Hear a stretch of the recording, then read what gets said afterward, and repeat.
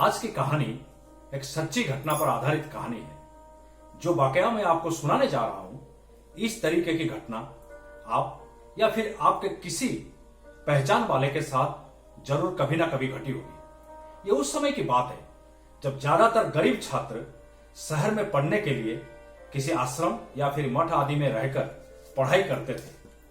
नरेश के घर वालों ने भी उन्हें अयोध्या में एक मठ में रहकर कॉलेज की पढ़ाई पूरी करने के लिए भेजा था। नरेश बड़े परिश्रमी और मिलनसार थे।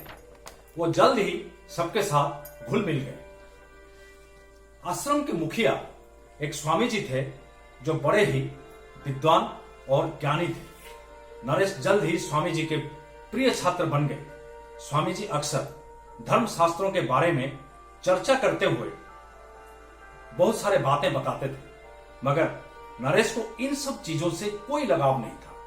वो बस स्वामी जी के व्यक्तित्व और ज्ञान से प्रभावित थे। एक बार Swami ji law of attraction यानी आकर्षण के सिद्धांतों के बारे में बताते हुए चर्चा करते हुए रामचरितमानस से एक चौपाई सुनाया। जेही के जेही पर सत्य सनेहु, सोते ही मिले ही न कछु संदेह। इसके अनुसार अगर कोई सच्चा मन से किसी चीज को चाहे तो वो उसे जरूर कभी ना कभी मिल जाती है। स्वामी जी बताते हैं, जब तुम किसी चीज को चाहोगे उसके बारे में सुबह शाम रात दिन सोचते रहोगे, इस प्रकार वो तुम्हारे विचारों में बस जाएगा। इंसान का कर्म उसके विचारों से प्रभावित होता है। इसलिए कहा जाता है, जैसा विचार वैसा कर्म। जिस दिन तुम्हारा विचार और कर्म दोनों एक हो जाएंगे, उस दिन तुम उस चीज को पाने का हकदार बन जाओगे। स्वामी जी कहते हैं, मगर एक बात याद रखे, देने वाले सिर्फ भगवान ही होते हैं, क्योंकि उन्हें अच्छी तरीके से पता है कि क्या आपके लिए सही है और क्या गलत है। इसीलिए इन सब चीजों को पाने के लिए भगवान से प्रार्थना करना बहुत जरूरी है। मगर नरेश इस बात पर बिल्कुल सहमत नहीं थे। उन्हें इस बात पर रत्ती भर भी विश्वास नहीं था। समय गुजरता गया। नरेश ने शिक्षा पूरी कर ली और दिल्ली में एक अच्छे सरकारी पद पर उन्हें नौकरी भी मिल गई। नरेश नए परिस्थितियों में पूरी तरह से ढल गए। 20-22 साल बीत गया। आश्रम से नाता पूरी तरह टूट चुका था। लेकिन पिछले 2 दिनों से नरेश कुछ परेशान थे। जब भी बिस्तर पर लेटते थे, स्वामी जी की याद आती। उनका चेहरा आंखों के सामने दिखाई दे जाता। अगले ही दिन उन्होंने आश्रम के एक ट्रस्टी का नंबर लिया और स्वामी जी का हालचाल पूछे। पता चला स्वामी जी का सेहत तो ठीक है, पर आजकल उन्हें कानों से बहुत कम सुनाई दे रहा है। अचानक नरेश के मन में एक इच्छा जगी कि स्वामी जी को एक कान की मशीन जो हियरिंग एड होता है, क्यों ना उनको गिफ्ट में दे दिया जाए।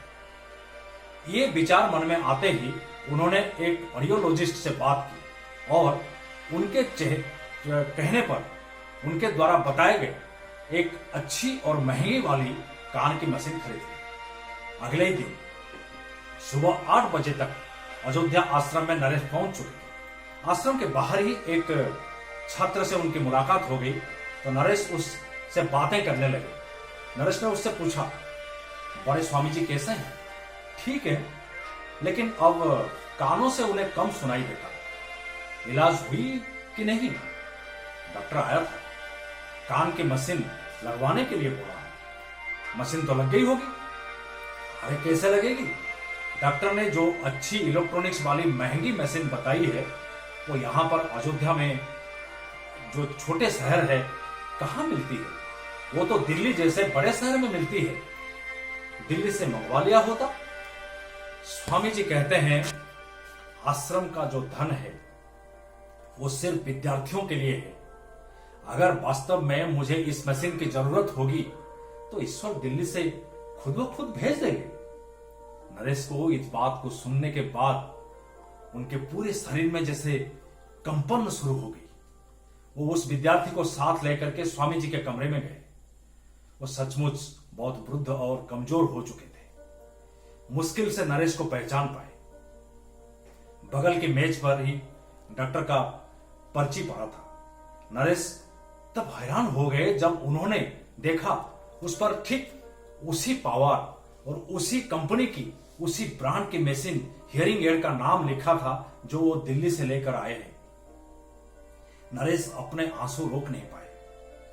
उन्होंने मशीन को स्वामी जी के कानों में फिट किया और टेस्ट भी की। सब कुछ ठीक ठाक था। नरेश अयोध्या से लौट तो आए, लेकिन वो सोच रहे थे कि उनके मन में स्वामी जी को कान की मशीन देने की इच्छा अचानक जगी। वो वही मशीन खरीदी जो यहां पर डॉक्टर ने लिखा था। वे इसे देने के लिए दिल्ली से आए, अयोध्या पहुंचे। ये सब कुछ तो कोइंसिडेंस नहीं हो सकती।